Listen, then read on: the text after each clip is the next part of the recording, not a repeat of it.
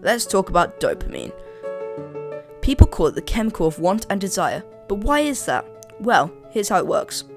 Your brain rewards you for anything that increases your likelihood of survival by releasing a neurotransmitter called dopamine. So let's take a look at an example. As soon as you're standing in front of your fridge and you have the choice to either pick some lettuce or chocolate, your brain will tell you to pick the one that releases the most dopamine, as it knows that you'll make you feel more pleasure. So naturally, you'll pick the chocolate. But as soon as our brain releases lots of dopamine, it will try to simulate the craving over that thing over and over again until you develop an urge for it. That's when the addiction kicks in and we can't live without it. For this reason, people become overweight, alcoholics, and drug addicts. The thing is, dopamine doesn't know what's good for us and what isn't. It doesn't know that eating too much chocolate is unhealthy for us. All it sees is the potential of pleasure without any context, and for this reason, drug addicts are willing to let their whole life fall apart only to get that one hit of dopamine again and again. The terrifying reality is almost every company in our modern society exploits this deeply rooted reward system by putting on steroids. There are millions of experts specifically designing their products and internet platforms to release as much dopamine as possible in order to make us come back over and over again. That's why social media platforms switch from chronological feeds to algorithm-based feeds. That's why video games have levels and ranking systems to keep us coming back. They give us consistent dopamine hits as we jump from one post to the next and one level to the next one. And what makes us easier to engage in social media, junk food, alcohol, or drugs. It doesn't take that much effort. It's crazy to believe, but we live in a world which is designed to simulate our emotions in order to maximize profits. It's scientifically proven that dopamine has a direct influence on the decisions we make and the actions we take.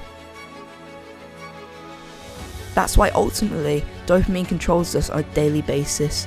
And that's why billions of people unconsciously focus on their whole life on consuming instead of creating their lives that they actually want to live. Alright, so I honestly believe that this is a much bigger problem than we think, and every single person is getting affected by it.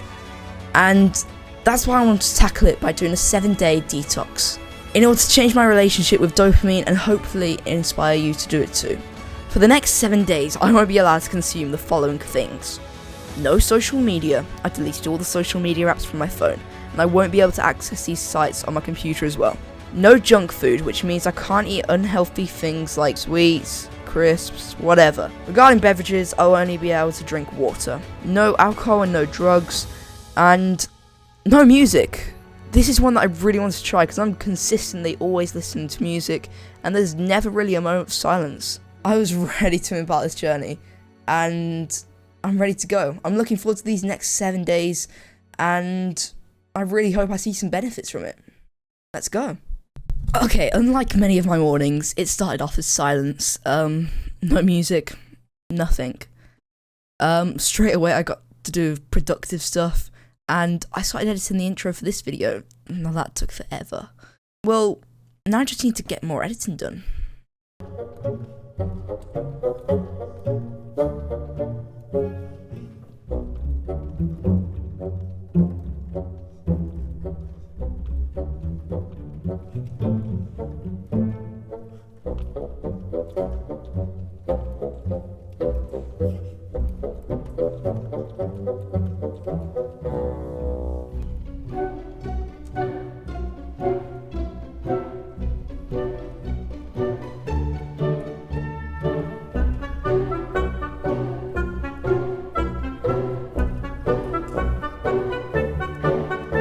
Okay, so most of today I spent editing, and I did go out to the shops. Tomorrow I will be going and doing more of a planning aspect of the day, so I'll spend most of the day just planning new video ideas and try and edit them a bit.